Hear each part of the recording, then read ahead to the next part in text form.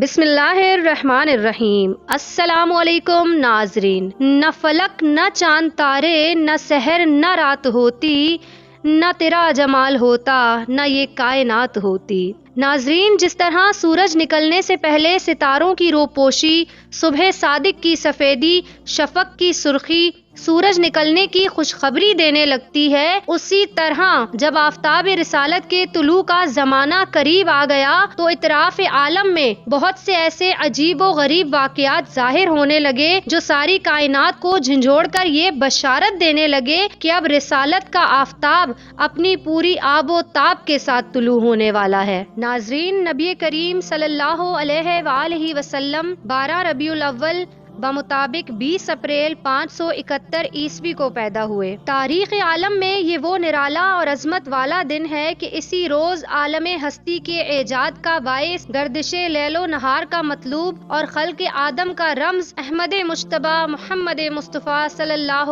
علیہ وآلہ وسلم عالم وجود میں رونق افروز ہوئے اور پاکیزہ بدن، ناف بریدہ، ختنہ کیے ہوئے، خوشبو میں بسے ہوئے، بحالت سجدہ مکہ مکرمہ کی مقدس سرزمین میں اپنے والد ماجد کے مکان کے اندر پیدا ہوئے۔ باپ کہاں تھے کہ جو بلائے جاتے اور اپنے نونہال کو دیکھ کر نہال ہوتے، وہ تو پہلے ہی وفات پا چکے تھے۔ دادا بلائے گئے جو اس وقت طواف کعبہ میں مشغول تھے۔ یہ خوشخبری سن کر دادا عبد المطلب خوش حرم کعبہ سے اپنے گھر تشریف لائے اور والہانہ جوش محبت میں اپنے پوتے کو کلیجے سے لگا لیا اور پھر کعبے میں لے جا کر خیر و برکت کی دعا مانگی اور محمد نام رکھا۔ آپ کے چچا ابو لہب کی لونڈی صوبیہ خوشی میں دوڑتی ہوئی گئی اور ابو لہب کو بھتیجا پیدا ہونے کی خوشخبری دی تو اس نے اس خوشی میں شہادت کی انگلی کے اشارے سے صوبیہ کو آزاد کر دیا، جس کا ثمر ابو لہب کو یہ ملا کہ اس کی موت کے بعد اس کے گھر والوں نے اس کو خواب میں دیکھا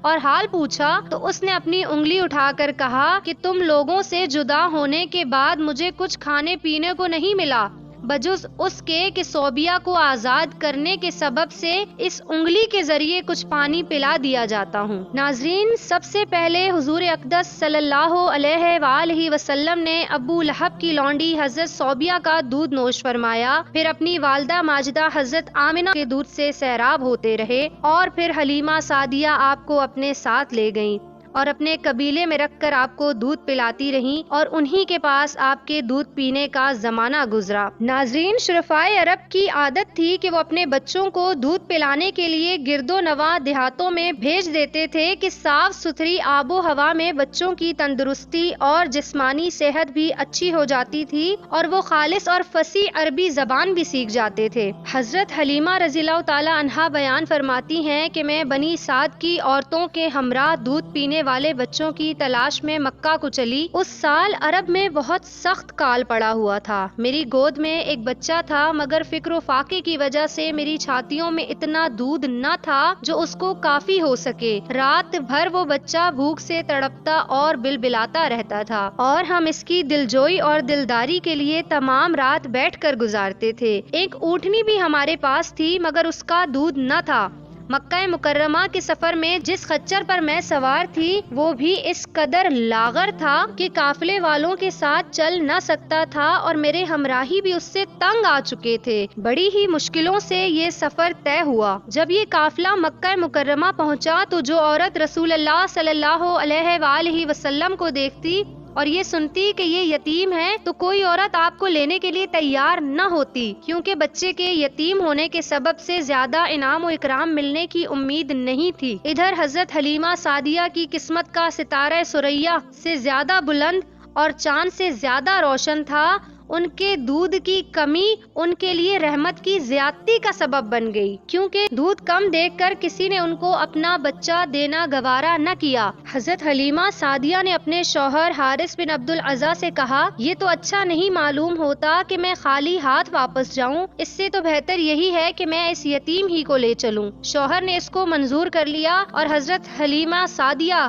اس در یتیم کو کہ جو در حقیقت یتیموں کا پالنے والا ہے، جس سے صرف حضرت حلیمہ اور حضرت آمنہ ہی کے گھر میں نہیں بلکہ کائنات عالم کے مشرق و مغرب میں اجالا ہونے والا تھا۔ یہ خداوند قدوس کا فضل عظیم ہی تھا کہ حضرت حلیمہ سعدیہ کی سوئی ہوئی قسمت بیدار ہو گئی اور سرور کائنات ان کی آغوش میں آ گئے۔ اپنے خیمے میں لا کر جب دودھ پلانے بیٹھی تو باران رحمت کی طرح برکات نبوت کا ظہور شروع ہو گیا۔ خدا کی شان دیکھیے کہ حضرت حلیمہ کے مبارک پستان میں اس قدر دودھ اترا کہ رحمت عالم نے بھی اور ان کی رضائی بھائی نے بھی خوب شکم سیر ہو کر دودھ پیا اور دونوں آرام سے سو گئے۔ ادھر اونٹنی کو دیکھا تو اس کے تھن دودھ سے بھر گئے تھے اور حضرت حلیمہ کے شوہر نے اس کا دودھ دوہا اور میاں بیوی دونوں نے خوب سیر ہو کر دودھ پیا اور شکم سیر ہو کر رات بھر سکھ اور چین کی نیند سو گئے۔ حضرت حلیمہ کا شوہر حضور رحمت عالم کی یہ برکتیں دیکھ کر حیران رہ گیا اور کہنے لگا کہ حلیمہ تم بڑا ہی مبارک بچہ لائی ہو۔ حضرت حلیمہ نے کہا کہ واقعی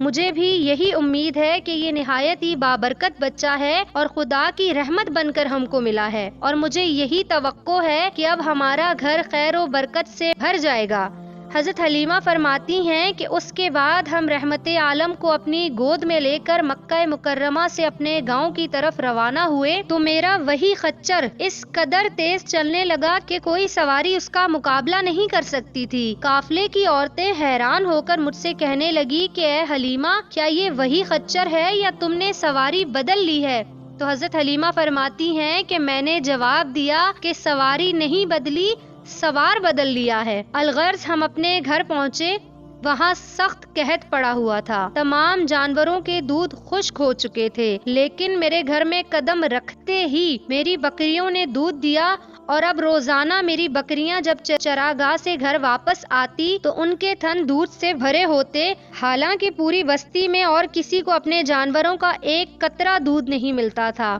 میرے قبیلے والوں نے اپنے چرواہوں سے کہا کہ تم لوگ بھی اپنی بکریاں وہاں چراؤ جہاں حلیمہ کے جانور چرتے ہیں۔ چنانچہ سب لوگ اسی چراگاہ میں اپنے مویشی چرانے لگے جہاں میری بکریاں چرتی تھی، مگر یہاں تو جنگل اور چراگاہ کا کوئی عمل دخل ہی نہیں تھا۔ یہ تو رحمت عالم کے برکات نبوت کا فیض تھا کہ جس کو میں اور میرے شوہر کے سوا میری قوم کا کوئی شخص نہیں سمجھ سکتا تھا۔ الغرض حضرت حلیمہ فرماتی ہیں کہ اسی طرح ہر دم ہر قدم پر ہم برابر آپ کی برکتوں کا مشاہدہ کرتے رہے، یہاں تک کہ 2 سال پورے ہو گئے اور میں نے آپ کا دودھ چھڑا دیا۔ آپ کی تندرستی اور نشو نما کا حال دوسرے بچوں سے اتنا اچھا تھا کہ 2 سال میں آپ خوب اچھے بڑے معلوم ہونے لگے۔ اب ہم دستور کے مطابق رحمت عالم کو ان کی والدہ کے پاس لائے اور انہوں نے حسب توفیق ہم کو انعام و اکرام سے نوازا۔ قاعدے کے مطابق اب ہمیں رحمت عالم کو اپنے پاس رکھنے کا کوئی حق نہیں تھا، مگر آپ کی برکات نبوت کی وجہ سے ایک لمحے کے لیے بھی ہم کو آپ کی جدائی گوارا نہیں تھی۔ عجیب اتفاق کہ اس سال مکہ معظمہ میں وبائی بیماری پھیلی ہوئی تھی، چنانچہ ہم نے اس وبائی بیماری کا بہانہ کر کے حضرت بی بی آمنہ کو رضامند کر لیا اور پھر ہم رحمت عالم کو واپس اپنے گھر لے آئے، اور پھر ہمارا مکان رحمتوں اور برکتوں کی کان بن گیا اور آپ ہمارے پاس نہایت خوش و خرم ہو کر رہنے لگے۔ ناظرین، حضرت حلیمہ کا بیان ہے کہ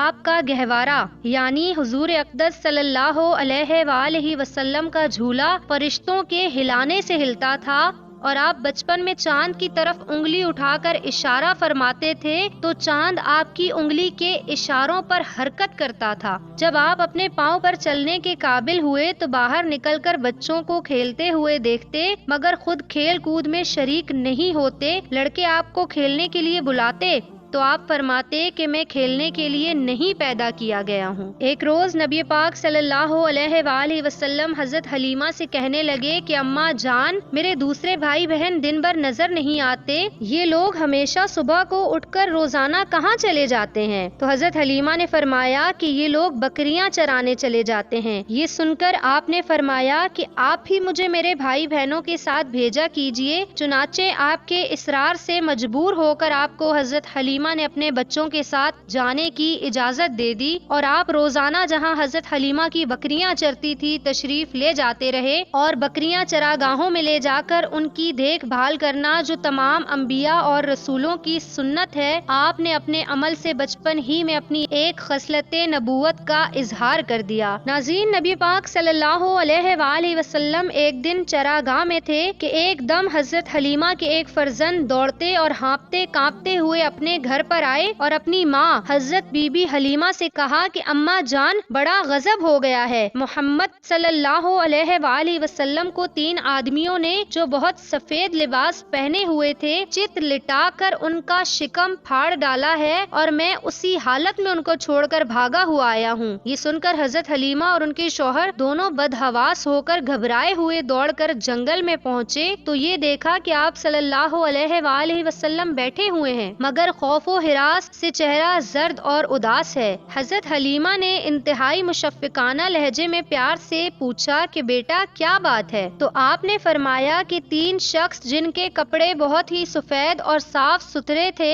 میرے پاس آئے اور مجھے لٹا کر میرا شکم چاک کر کے اس میں سے کوئی چیز نکال کر باہر پھینک دی اور پھر کوئی چیز میرے شکم میں ڈال کر شگاف کو سی دیا، لیکن مجھے ذرا برابر بھی کوئی تکلیف نہ ہوئی۔ یہ واقعہ سن کر حضرت حلیمہ اور ان کے شوہر دونوں بے حد گھبرائے اور شوہر نے کہا کہ حلیمہ، مجھے ڈر ہے کہ ان کے اوپر شاید کچھ آسیب کا اثر ہے، لہٰذا بہت جلد تم ان کو ان کے گھر والوں کے پاس چھوڑ آؤ۔ اس کے بعد حضرت حلیمہ آپ کو لے کر مکہ مکرمہ آئیں کیونکہ انہیں اس واقعے سے یہ خوف پیدا ہو گیا تھا کہ شاید اب ہم ان کی حفاظت نہ کر سکیں۔ حضرت حلیمہ نے جب مکہ معظمہ پہنچ کر آپ کی والدہ ماجدہ کے سپرد کیا تو انہوں نے دریافت فرمایا کہ حلیمہ، تم تو بڑی خواہش اور چاہ کے ساتھ میرے بچے کو اپنے گھر لے گئی تھی، پھر اس قدر جلد واپس آنے کی وجہ کیا ہے؟ جب حضرت حلیمہ نے شکم چاک کرنے کا واقعہ بیان کیا اور آسیب کا شبہ ظاہر کیا تو حضرت بی بی آمنہ نے فرمایا کہ ہرگز نہیں، خدا کی قسم، میرے نور نظر پر ہرگز